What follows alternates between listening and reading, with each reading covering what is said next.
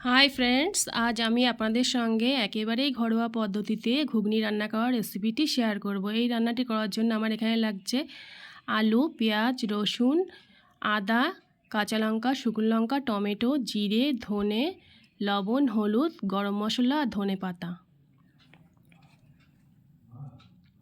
তো প্রথমে কড়াইতে আমি তেল দিয়ে দিলাম, এর মধ্যে জিরে ফোড়ন দিলাম, তারপরে আমি আলুটি দিয়ে দিলাম। আলুটি দিয়ে একটু ভালোভাবে ভেজে নেব আলুটিকে।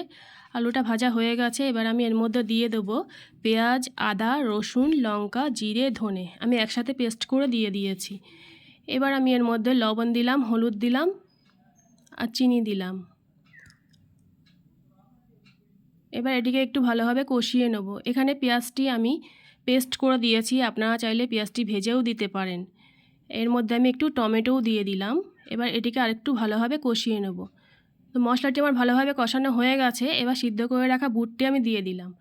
বুটটি দেওয়ার পরে আমি এটাকে ভালোভাবে কষিয়ে নেব।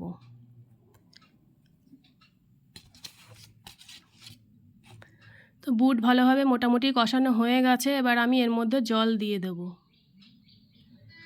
আমি এখানে এর মধ্যে জল দিয়ে দিয়েছি।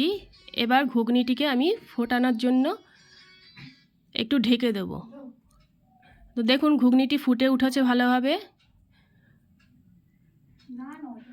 ঘুগনিটি মোটামুটি 15 মিনিট মতো আমি ফুটিয়ে নিলাম।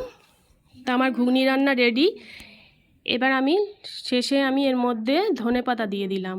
আমি অল্প মাত্রায় ধনেপাতা দিয়েছি, আমার মেয়ে ধনেপাতা খেতে খুব একটা পছন্দ করে না, আপনারা চাইলে একটু বেশি করেও দিতে পারেন।